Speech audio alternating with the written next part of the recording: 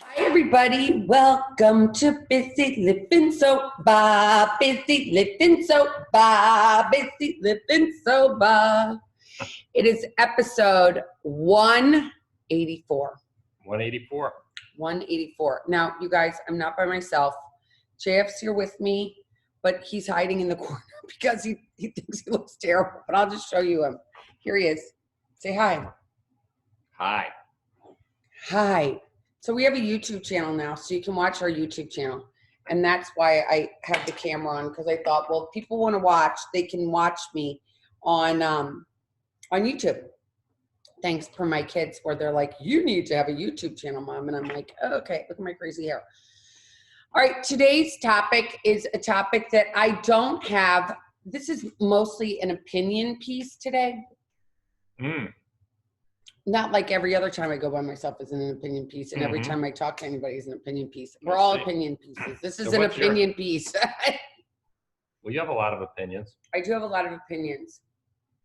And I want to talk about something that I think is something that we need, that we've never talked about, addiction, which is something that I think that bears being talked about. And that is aftercare. You know, we don't talk about aftercare very often, and people going into treatment and what happens when they leave treatment and what resources are there available and what is out there. And it's, I find it really interesting. And the reason I say this is because last week we went to somebody's house for dinner, and we were wearing masks, and we were sitting 6 feet apart, and we went as couples, and we went to this person's house for dinner, and we're sitting there, and it's interesting because when people finally, they don't really know me, I want to get you in the camera. Can you come a little closer? Sure. But people who don't really know me don't realize what I do. So if it's a stranger and I go over to their house and they, you know, they're just like, oh, you know, what do you do? And what do you do? What do I do? That's JF's question. I don't make money, but that's okay. What I do is I help people, and I spread the word that getting sober, even though there's a shit ton of shame, it is possible, and life can be beyond your wildest dreams if you do get sober, and it's okay. And the other thing I do is I try to tell people whatever way you want to get sober works for me. I use 12-step, but I know that a lot of people don't like 12-step. But as we digress to say what I do, the woman asked me what I do, and I said, oh, I have a podcast, I have a YouTube channel, I help alcoholics and addicts and their families.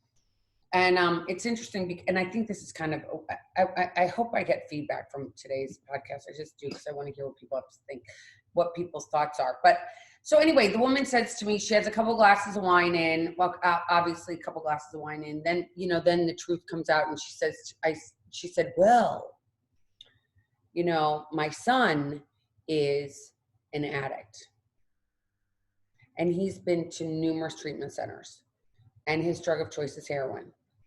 And I, of course, I'm like, oh my God, I'm so sorry. That's horrible. She said he's been sober now for 18 months. He's been sober now for 18 months. And she said to me, now she said he's been to 5 treatment centers. 1, 2, 3, 4, 5. Five treatment centers.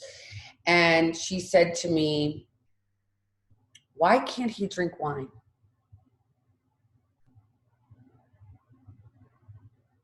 Now, for me, I'm just like, I think that it's just dumbfounding. Like, it's dumbfounding. I understand that people go to treatment and people stay in treatment and treatment works for people. But the fact is, this is a family disease, right? So here we are, 2 people that have alcoholism in our family. Right. That we know for sure. I'm not going to talk about everybody else because that's not our job. But I know that it's a family disease. So we talk about it. And I talk about it with my kids specifically. And I've talked about it with them since they were little. I would say to them all the time, you know, mommy's an alcoholic, and, you know, I'm going to go to a meeting and I can't drink alcohol. And, you know, this is a family disease, and you could get this disease. But if you do get this disease, I want you to know that if you feel like you have a bad relationship with alcohol or drugs, you should definitely come to us and talk to us or talk to me, whatever. And I'm not going to judge you for it. I'll help you get help.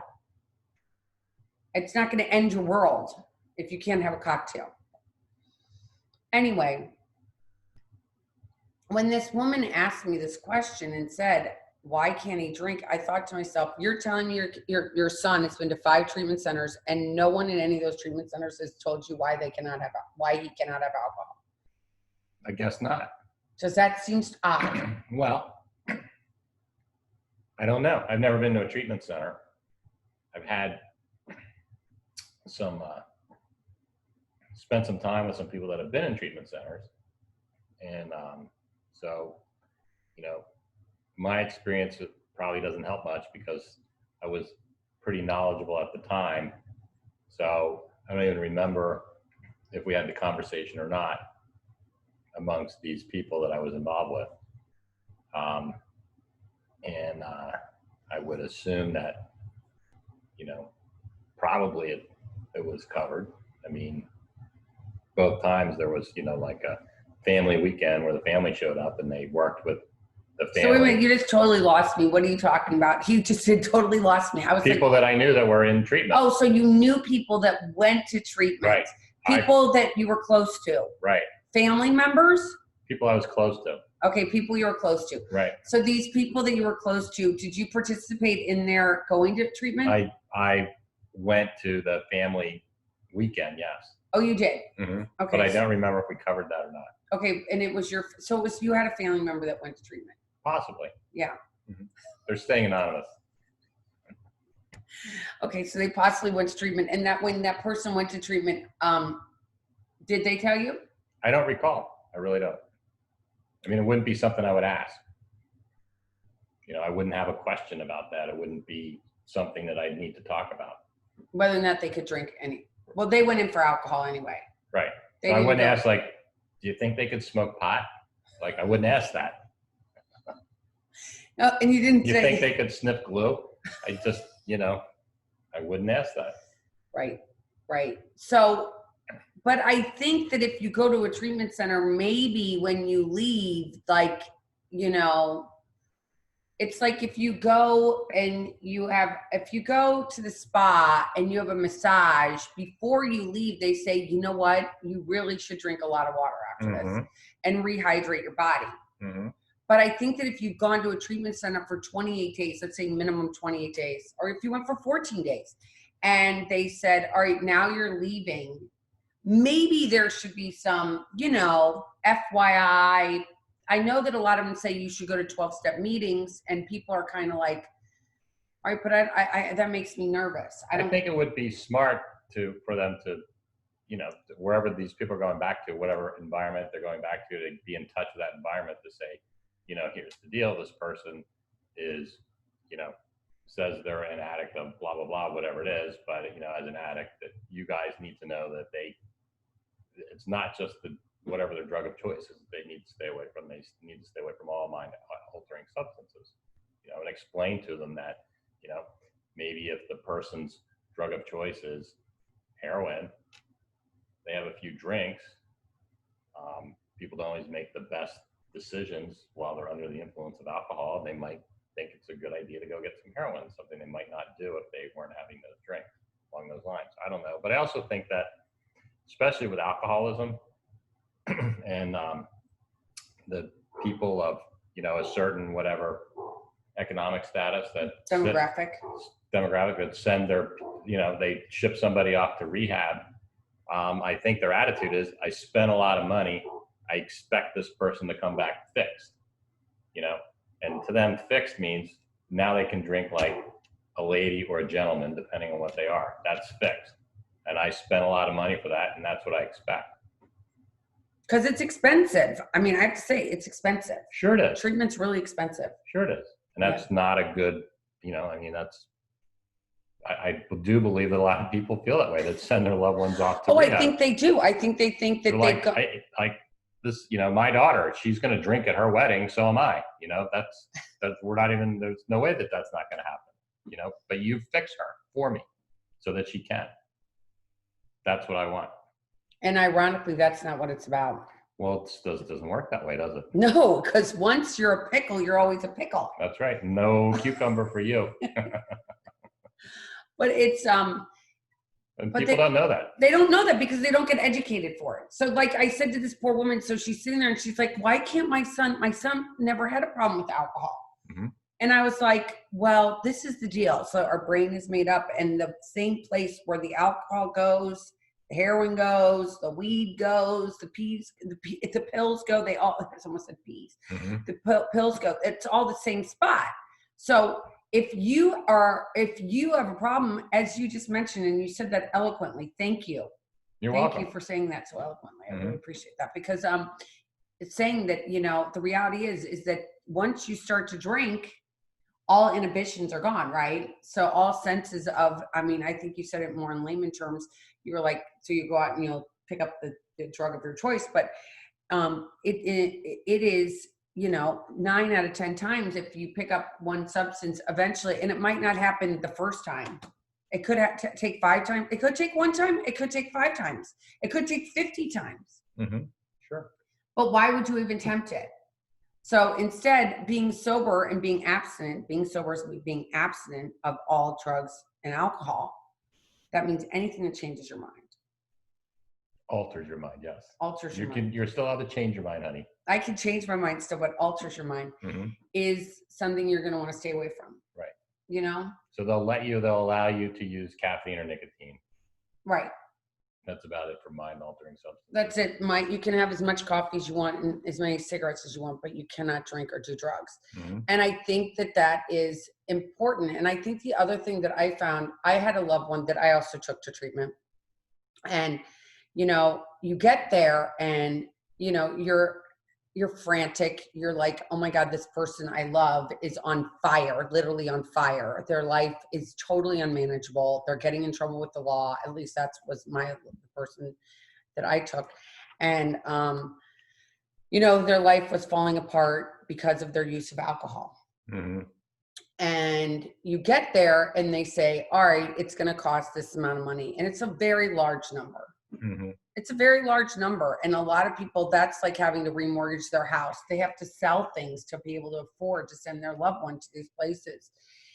And the one thing that I wished that they had said to me when I dropped this person off was that, I'm just going to tell you, all I'm giving you for this large amount of money and for the next 28 days is that I'm going to tell you your loved one is going to be safe. Mm-hmm. I mean, you hope that they're safe. I mean, they can run away. They can go MIA. They can check themselves out. I think it's called, I can't remember what it's called, but there's something that it's called when you leave the treatment center. But I know that all that you get for that 28 days was like a peace of mind, knowing my loved one was safe. Mm-hmm. That's what I got for it. Yep. Yeah. I think a lot of people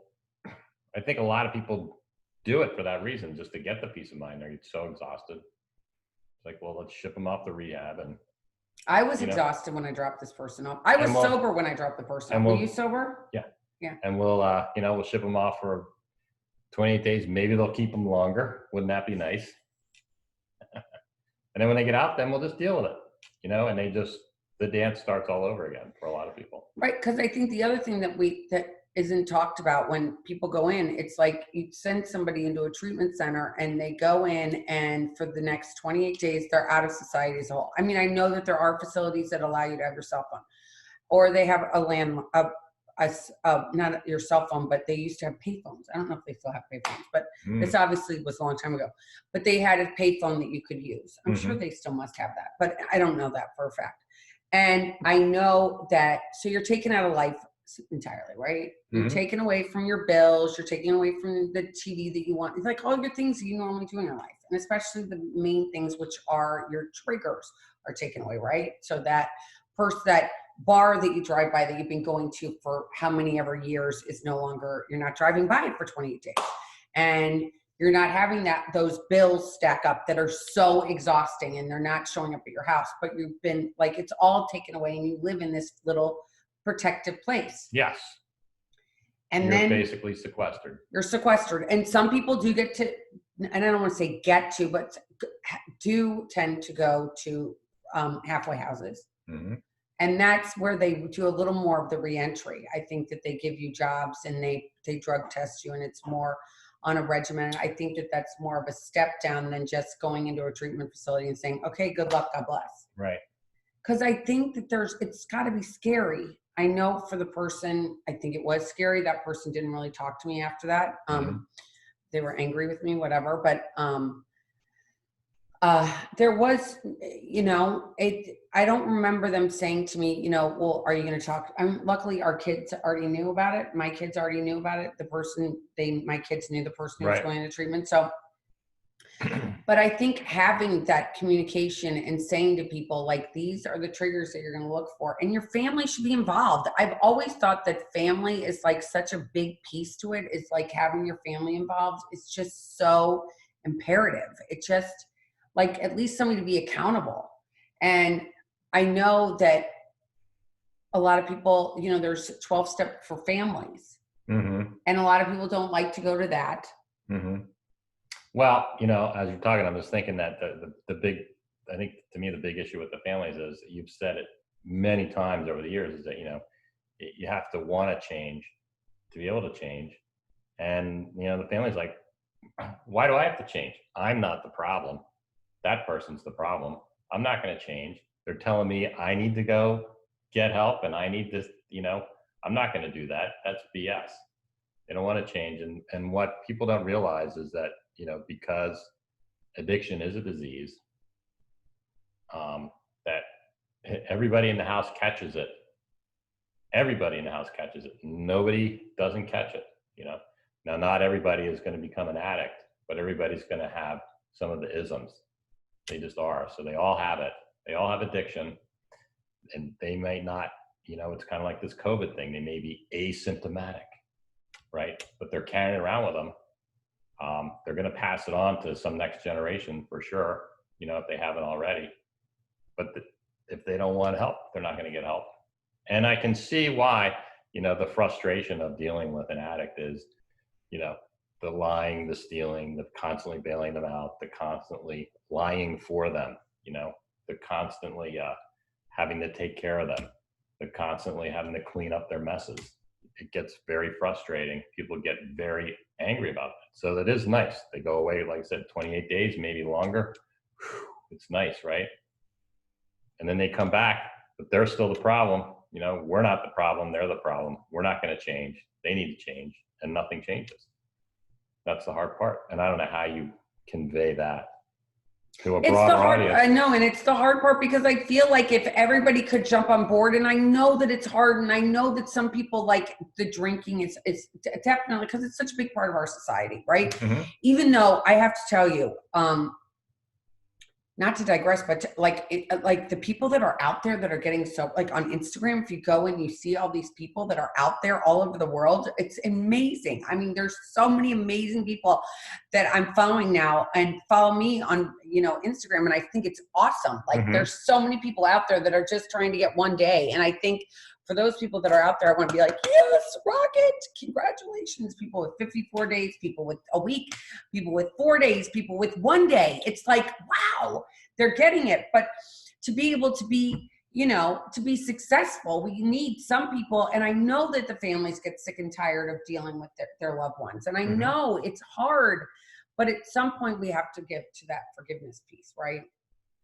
And that's the hardest part. And I understand you might not want to go and, like, open up your whole heart and be willing to, like, let this person back into your life 110%, but you can let them in like 20%.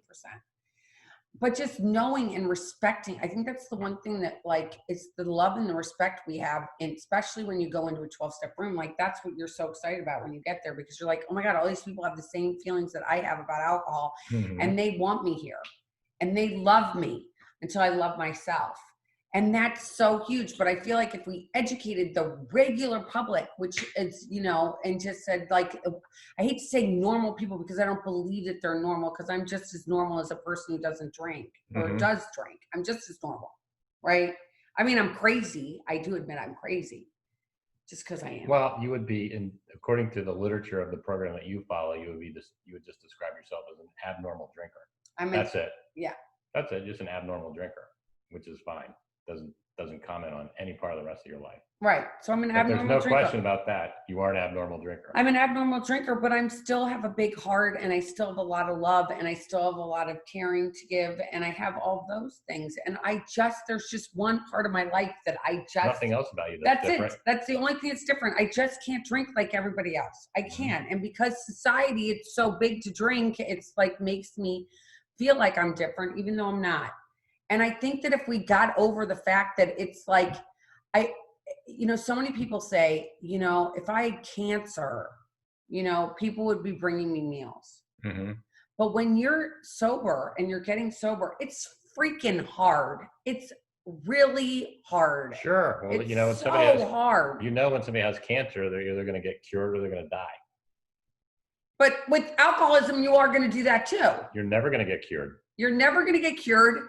And your chances of either death institutions, meaning hospitals, rehabs, or jail, or jail. That's what your options are if you continue to drink. Mm-hmm. I mean, it's pretty deadly, but nobody in society is talking about, we should really maybe, help the addicts out there, because I don't even want to know what the number is. I can tell you this. I don't know what the number is specifically of how many people have died during COVID of alcoholism, but I would bet it's a large number. I bet it is too. I bet it's a really large number. Mm-hmm. And then do they say it's a COVID related death? Because let's face it, because of COVID, they couldn't go to jail and do whatever. If they've got, drug court, they couldn't go back to drug court. If they had to go, to a methadone clinic, and that was closed. I mean, there's so many things that people, and treatment centers, I didn't even know what they were doing with, if they were letting people in or they only kept it at a small population. I mean, that's been a problem. I know 3 people that I've heard of that have died from alcoholism since COVID. They fell in their house, they hit their head, somebody found them dead. Yeah. It's just, and that's what happened to those 3 people. All 3 died in their homes because of falling down the stair. One fell down the stairs, one hit a cocktail table, and one hit good Lord, the lip on a fireplace. And it's just a problem, because if we don't sit here and get to the basis of being able to talk about this, like we're talking about it, how's it ever going to get better? It's really interesting. As you're talking, I was thinking about a friend of mine, a high school chum, and he lives in Scandinavia, and he has a family member over there that had an eating disorder, which is an ism. And so what they did there was they took the family member into a rehab that was especially for that disorder. And after 4 months of the person being in there, one of the parents, parents had to pick which one. One of the parents had to go and live there for a year with the person, took a year off of work and spent a year living there and learning all about the disease and everything there is to know about it, and everything that they could do to be of a help. And he said it was just the most amazing thing. It's not something that we do on this side of the pond at all. I don't know if they do it any place in Scandinavia, but it's really remarkable. So they really had the family completely involved in the entire process.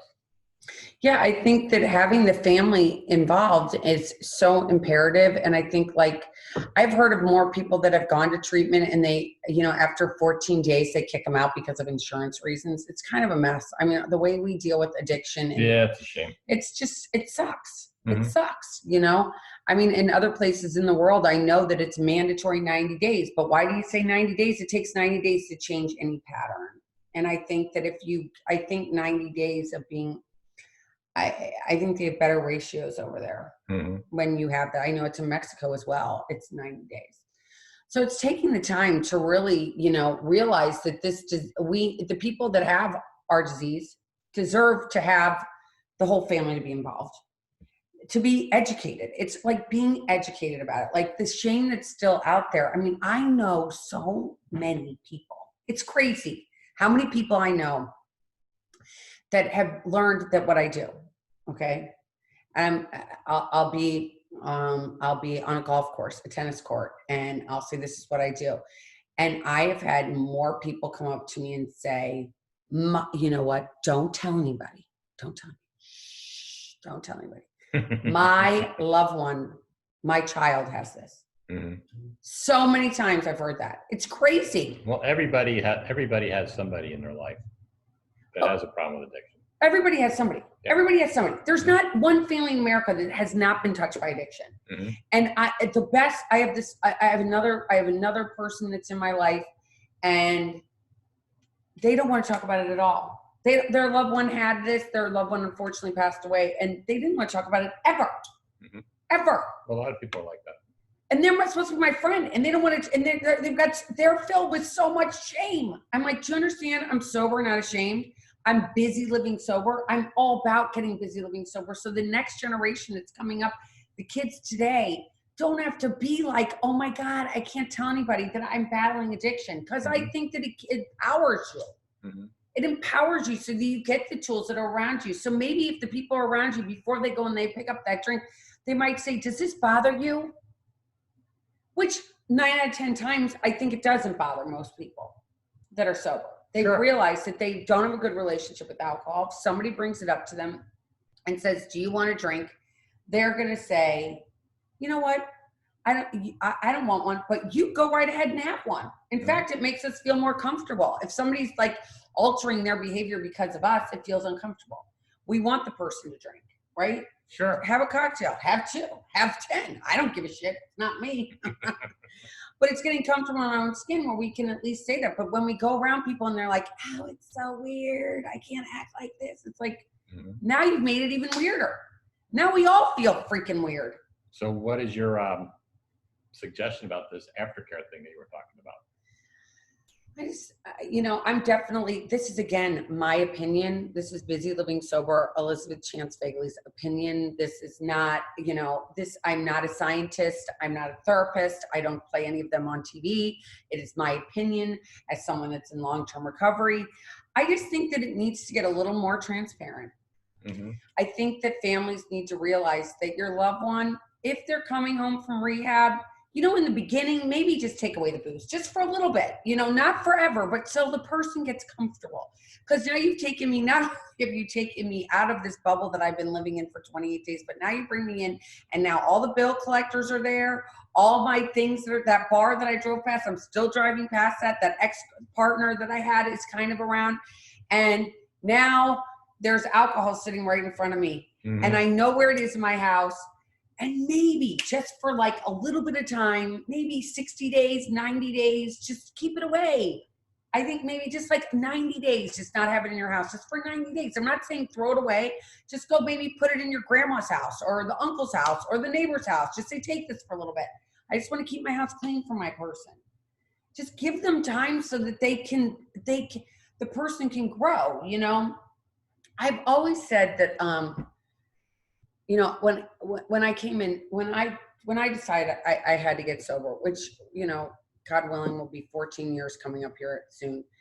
And, they gave me direction. It was the first time in my life I ever listened to direction. I don't listen to direction. People give directions and I break the rules. That's just was me as a child. And for some reason, this was like, I realized I have to change. And they gave me all these suggestions. And one of the suggestions, luckily for me, I didn't have any. I did have alcohol in my house, but I got rid of it right away. I went home and I didn't have a partner or anyone in my life. Mm-hmm. So I could get rid of it. I got rid of it right away. And I took it to my mother's and left it in her garage.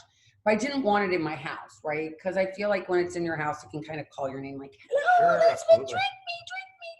It's not there, and you can't drink it. Couldn't drink it, right? I could afford to go out and buy it, but I didn't need to go out and buy it. It was not convenient to go out and buy it at 3 a.m. No, and when you're feeling like really squirrely, and then you think about it, if you get in the car and you're like, you've got more time to think about it if you have to get in your car and actually do it, where if it's in your house, you're like, oh, it's there, I'm having a fucking panic attack, I need it. Mm-hmm. So I got it out of my house. And that gave me they said, don't get in any relationships for a year.